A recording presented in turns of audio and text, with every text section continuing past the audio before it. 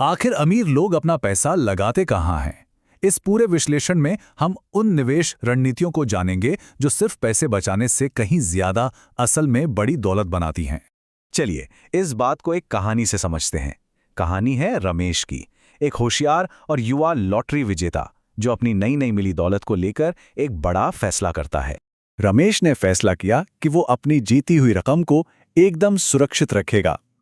उसे लगा कि इसे बस बचाकर रखना ही अपनी दौलत को बर्बाद होने से बचाने का सबसे समझदारी वाला तरीका है।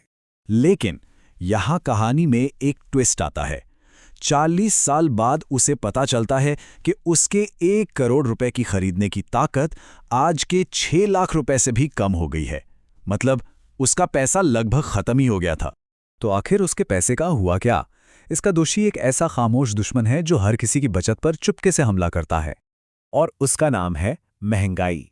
सीधे सीधे शब्दों में कहें तो समय के साथ हमारे पैसे से कम सामान खरीदा जा सकता है, उसकी ताकत घट जाती है। भारत में अगर देखें तो ऐतिहासिक औसत महंगाई दर सालाना लगभग 6 से 7% रही है, और ये दर ठीक रमेश की बचत की तरह ही लगातार सबकी बचत को अंदर ही अंदर खत्म करती रहती है।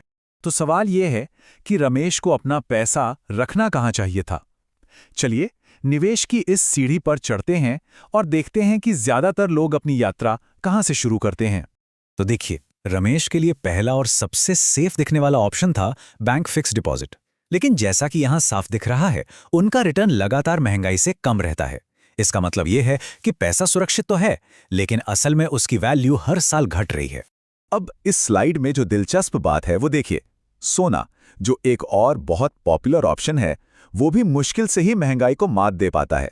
मतलब रमेश अगर अपना पैसा सोने में भी लगाता तो भी वो असल में कोई दौलत नहीं बना पाता। तो अगर एफडी और सोना रमेश की दौलत नहीं बढ़ा सकते, तो शायद उसे थोड़ा और रिस्क लेना चाहिए था। चलिए सीढ़ी के अगले पायदान पर चलते हैं।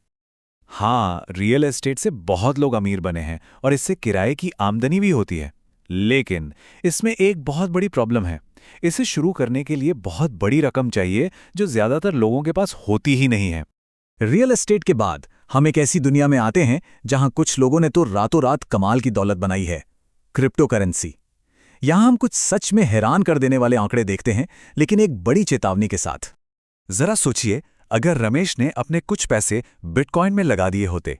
एक केस में एक छोटा सा निवेश कुछ ही सालों में 14,000% से भी ज्यादा बढ़ गया। लेकिन कहानी का दूसरा पहलू भी है। जितनी तेजी से ये ऊपर गया, उतनी ही तेजी से नीचे भी गिरा। एक ही हफ्ते में 50% की गिरावट ने निवेशकों की भारी संपत्ति को एक झटके में खत्म कर दिया। मतलब ये बेहद बेहद जोखिम भरा खेल है। तो एफडी और सोना बहुत धीमे थे और रियल एस्टेट व क्रिप्टो बहुत जोखिम भरे। तो फिर असली अमीर लोग अपना पैसा लगाते कहाँ हैं? जवाब है शेयर बाजार।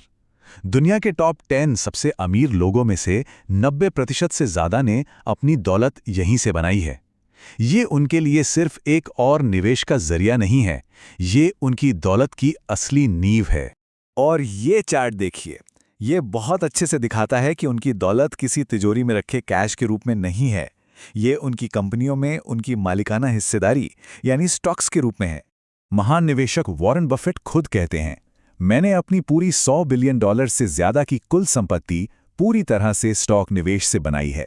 और उन्होंने ये सिर्फ 20% के औसत सालाना रिटर्न को दशकों तक कंपाउंड करके हासिल किया। ये एक बहुत ही जबरदस्त सवाल है। अगर उनकी सारी दौलत शेयरों में बंधी एक पेपर मनी है, तो वो अपनी महंगी लाइफस्टाइल का खर्च कैसे उठाते हैं? इसका जवाब एक ऐसे फायदे में छिपा है जिसे ज्यादातर लोग नजरअंदाज कर देते हैं। ये होता है डिविडेंड के जरिए। जब कोई कंपनी प्रॉफिट कमाती है तो वो उसका एक हिस्सा अपने मालिकों यानी शेयर होल्डर्स को देती है। ये एक सीधा कैश पेमेंट होता है जिससे अमीर लोग अपनी मुख्य संपत्ति बेचे बिना अपना जीवन चलाते हैं। और ये आमदनी कितनी बड़ी हो सकती है, इसका अंदाजा इस चार्ट से लगाइए। वॉरेन बफेट की सिर्फ एक कंपनी से होने वाली डिविडेंड इनकम उसी कंपनी के सीईओ की सैलरी से 30 गुना से भी ज्यादा है। लेकिन शेयरों से भी आगे निवेश की सीढ़ी का एक आखिरी पायदान है। एक ऐसा निवेश जिसके बारे में कहा जाता है कि वो इन्फिनिट यानी अनंत रिटर्न दे सकता है। जब वॉरेन बफेट से उनके सबसे अच्छे निवेश के बारे में पूछा गया तो उन्होंने किसी स्टॉक का नाम नहीं लिया। उन्होंने कहा, मेरा सबसे फायदेमंद निवेश वो $100 थे जो मैंने एक पब्लिक स्पीकिंग कोर्स पर खर्च किए थे। उस एक स्किल ने मुझे बाकी सब कुछ का फायदा उठाने का हुनर दिया। तो असली सबक यहाँ पर यह है, सबसे मूल्यवान निवेश क्या हो सकता है? जबकि स्टॉक धन बना सकते हैं, किसी की अपनी स्किल, अपनी काबिलियत ही वो एकमात्र संपत्ति है जिसे कभी छीना नहीं जा सकता और जो जीवन भर बढ़ती रहेगी। यही वो निवेश है जिसका रिटर्न अनंत है।